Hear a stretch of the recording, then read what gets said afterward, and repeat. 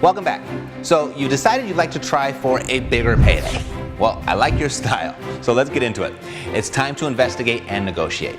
Yes, I know you already did a little pre-investigating prior to writing your offer, and you likely had to do a little bit of negotiating to get the property under contract. But all you did was just a little bit. If you want a bigger payday, there's much more that you can do. Remember, the initial objective was to get the property under contract close to market value, less all expenses, costs, repairs, and your profit, of course. That was the initial objective, to get in the ballpark. Now, it's time to get specific. It's time to increase the certainty that you do have a deal under contract that will produce a significant payday for you that, at the very least, meets your minimum profit standards. So before we begin the investigate and negotiate phase of the EPIC approach, there is another step you'll have to take. And it doesn't really matter a whole lot whether you take this step before you begin your investigation or after. It's really, I don't know, it's a personal preference. And this step is the opening of escrow. So to open escrow, you utilize the services of either an escrow office, a title office, or attorney, what I'll refer collectively to from this point forward as a closing agent. And whether you use an escrow office, title office, or attorney as your closing agent depends on how your specific state operates, where you're located. And if you're not sure, you can Google it. We can find everything on Google. Or simply ask someone at your next RIA meeting. You probably won't have to ask more than 2 people to get your answer. And while you're asking, might as well ask for a referral on who to use as your closing agent as well. Okay, so to quickly reiterate what I mentioned back in lesson 3, the escrow period is the problem-solving period. And understand that there will almost always be problems. So should anything come up, don't get all worked up, don't get emotional. There are very few problems in real estate that can't be solved one way or the other. And that's essentially what your closing agent is there to do, to help you do that, to clear up any and all problems before the property exchanges hands. Now, if any problem can't be cleared up prior to the close of escrow, then the closing agent will make sure that both you and the seller are clear on the problem before title transfers. And at that point, you both will be able to decide whether or not you want to proceed.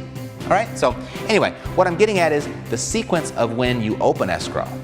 Some investors like to open escrow prior to conducting their investigation, and some investors like to open escrow after conducting their investigation. It's your choice. Neither way is right or wrong.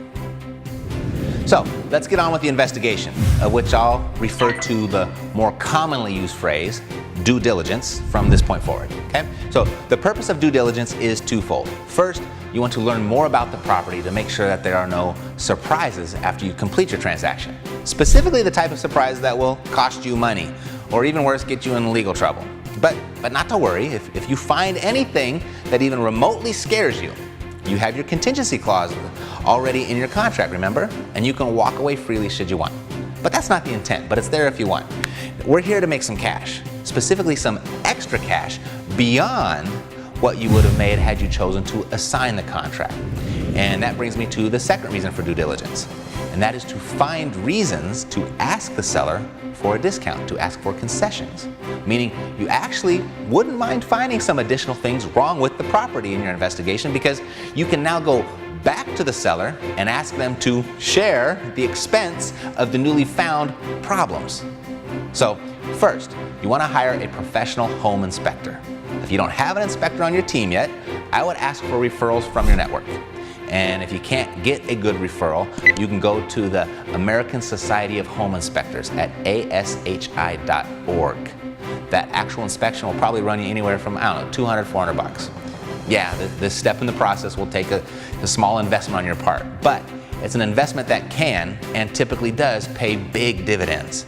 And you'll see how in a minute. Second, you're going to call your title representative or your closing agent to pull a preliminary title report so you can determine if there's anything attached to the property that may affect your ownership, such as a mechanic's lien, overdue property taxes, judgments, easements, stuff like that. Ask your title rep to help you interpret the preliminary title report. Third, I would ask a licensed contractor, or 2 or 3, to put together a bid to repair everything that your home inspector found. Okay? And the fourth thing, you're going to go back to your analysis where you determined your initial opinion value, and I want you to get a little bit more meticulous about what has sold and also what the property's competition will be when it's time to sell. Typically, this is what I do. All right, so I'm going to come back to Zillow, and if you have access to the multiple listing service, go by all means use that. I'm just using Zillow for demonstration purposes. There's plenty of other options out there for this type of information, so use whatever is your favorite. I'm just using Zillow for demonstration purposes. It's not the end all be all by any means, okay? But it tends to work just fine. Now I'm going to start by, I'll enter my property address.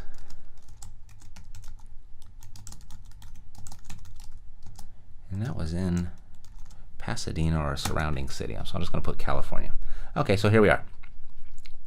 Now what I'm looking for two things. The first thing is I want to see if anything has sold, anything comparable has sold since the last time I looked, between the first time, between right now and when I looked last. Okay, that's what I'm looking for.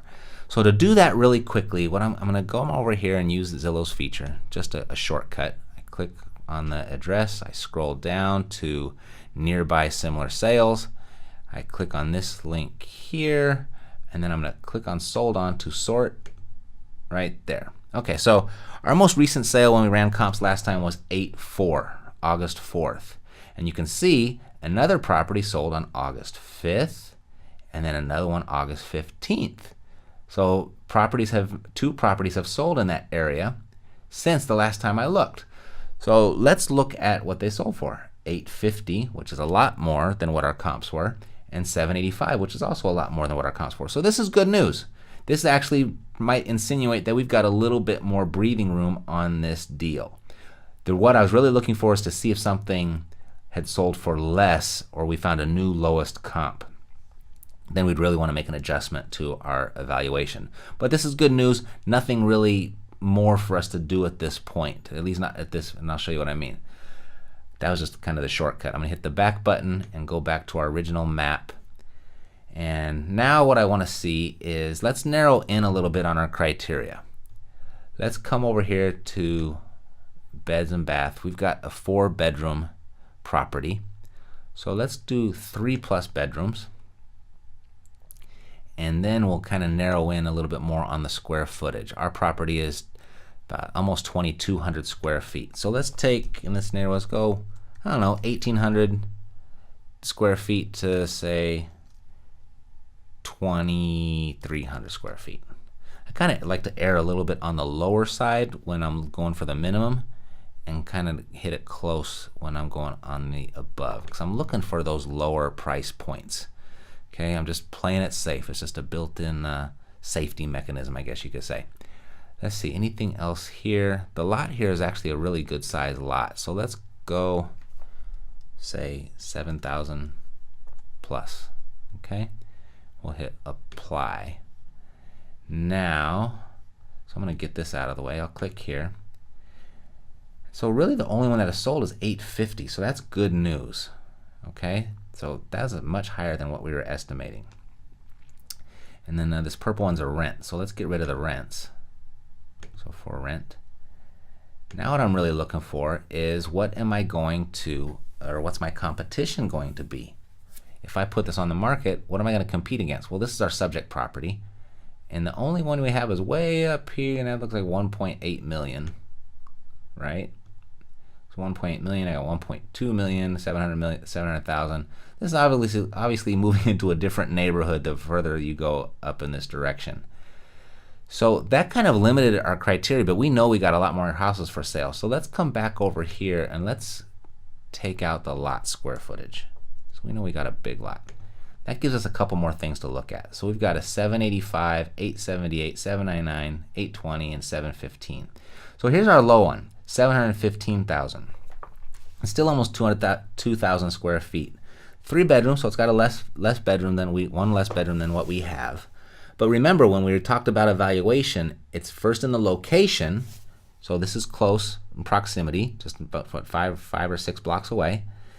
And it's close in square footage. Bedroom and bathroom comes even after that. The square footage of the property is what we're really looking at. So this is actually a good comparable. So if we go on the market, if we have to put this property on the market publicly, we want to be priced below 715. We want to be the lowest priced property on the market. And I think on our projection, we're okay with that. And the reason being is when people are out looking for properties and they'll look at the comparable properties, they typically start with the lowest price and go up from there. So we want to make sure that we're the lowest price, so we're the first property that we see. Increases exposure, which increases demand, and that increases value. All right, so 715, I think we can do that. If we get our offer accepted at what we originally were estimating, then we can definitely come on the market less than 715 and still make our minimum profit. So let's go back to our calculator. And here are our numbers. So here's our comps. We didn't find anything lower, right? The two most recent sales were above. It was 785 and 850, so no need to put those in or make any adjustments there. Our estimated buying cost, we'll leave that the same. We'll still leave our 8% there. Estimated repairs. Now, based on what you found at the property, maybe you're going to make an adjustment there, maybe not. Your minimum deal standard or your minimum desired profit, we'll leave that at 10,000. So our suggested maximum cash price was 543. Now I actually made a little bit of an error the first time we went through this, and let me show you what I mean.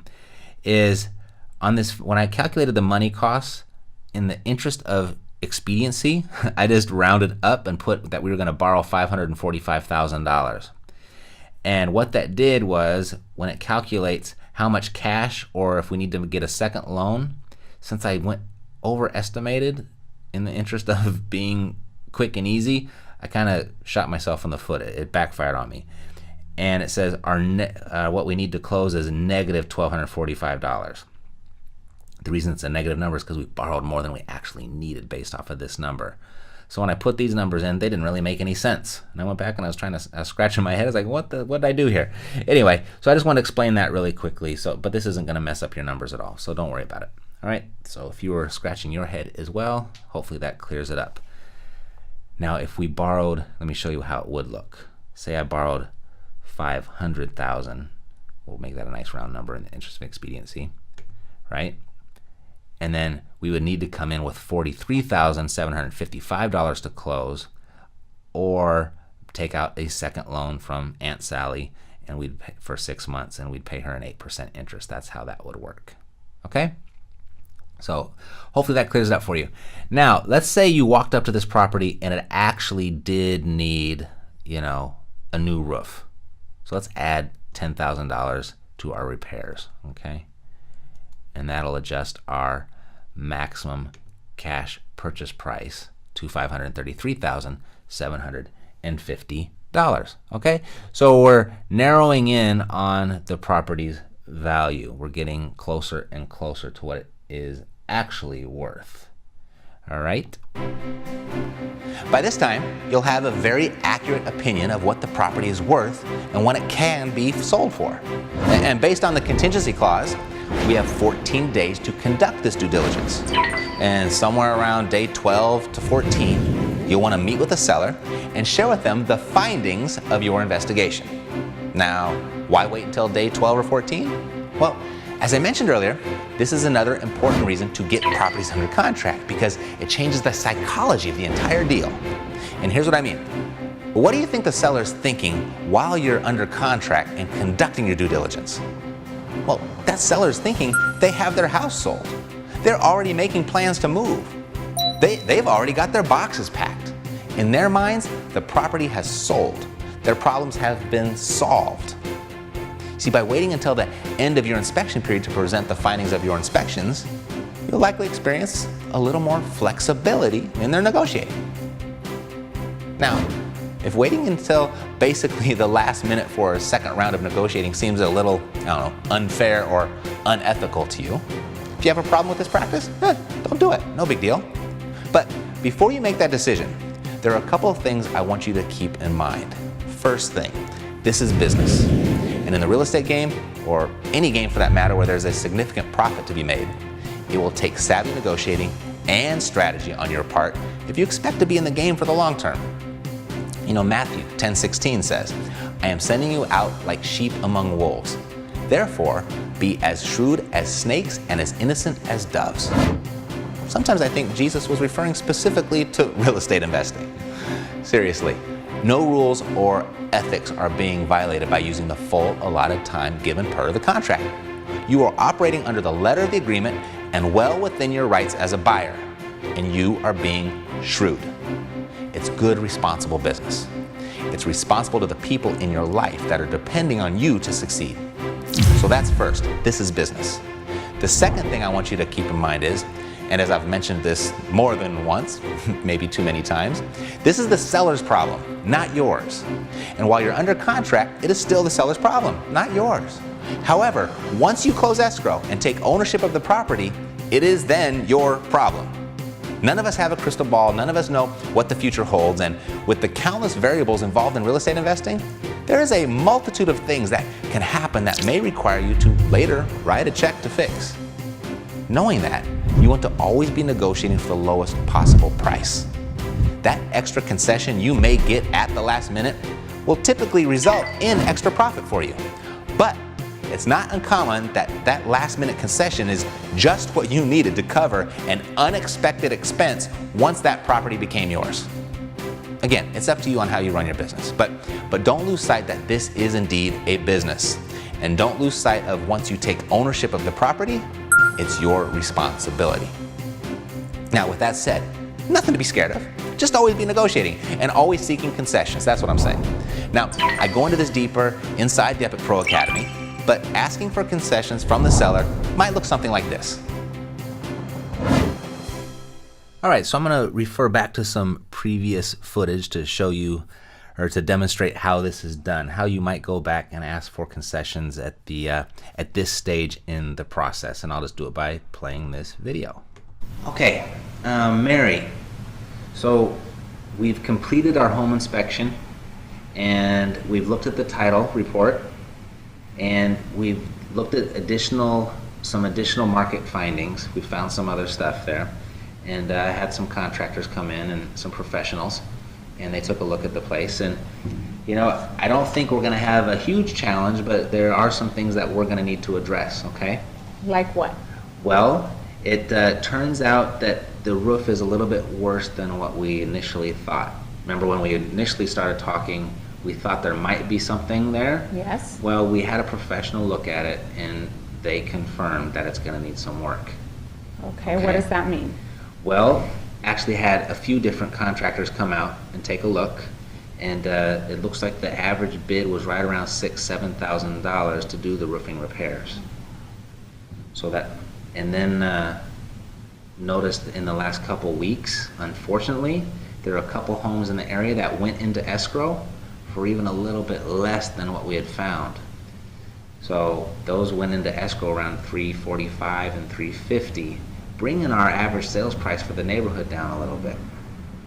Okay, so unfortunately, it doesn't look like we'll be able to do this deal per the initial terms that we discussed. Okay. However, if you would be willing to share in the liability, I don't see any reason why we can't move forward and still get you to where you need to be when you want to be there. What does that mean, sharing the liability? Well, with the new roof findings, about $7,000 is our bid from our contractors, and then the adjustment that we'll have to make based on what the market did just in the last 14 days, you know, we're probably going to have to reduce the price by about $10,000. How much money will that put into my pocket? Will I still be able to move in time, and will I be able to take a little money to relocate? Well, you'll still be able to move in time, and if you share in the liability with me, it'll probably leave you with somewhere between $4,000 to $6,000. Does that mean that I have to come in with money, or do you just take it from what you were going to pay me? Right, there'll still be about $4,000 to $6,000 left over for you after all expenses are paid. So, at the close of this transaction, I could leave with $5,000 and still be at my job in time? Yes, I don't see any reason why you wouldn't be able to. I have to do it. Okay, all right. So I have an addendum here, so we'll just need to authorize this, and we'll submit this to escrow, and we'll just proceed as planned, okay? We will. Thank you. Okay, very good. You see, just prior to asking for concessions, it was likely a good deal already. Any concessions you get in this secondary phase of negotiating can literally be 100% profit in your pocket. Or you can split those additional concessions with your assignee or your wholesale buyer and pass them on, causing an even easier and quicker assignment or sale. And that would be strategy number 3, buying and selling. You know, once a final price and terms are agreed to between you and the seller, you now again have the option of assigning the property to another investor, or first buying and then selling to another investor, or perhaps bringing in a money partner and buying it together. I mean, it's up to you at this point. You know your situation better than I do, but what I do know, once you're at this point, there's really no doubt that you're putting some hefty cash in your pocket, which was the goal in the first place. Now, if after all of this work, you can't find anyone to assign or sell this property to, contact me, try me. You can contact me at EpicProAcademy.com. If you've yet to create a buyer's list of your own, I'll extend my private buyer's list to you until you do have your own. And if I don't take the property off your hands personally, I'll almost assuredly find someone within my private buyer's list that can, okay? So go to EpicProAcademy.com and you can learn more about that. So next, meet me in the next lesson where I'll show you how finding an assignee or a buyer for your property likely won't ever be a problem. And I'll show you how to start building a massive buyer's list that will cause buyers to compete for your deals. You see, when they compete, the value of your deals go up. And when the value goes up, that translates into bigger profits and more cash in your pocket. All right, so I'll see you in the next lesson and I'll show you how to do that. See you there.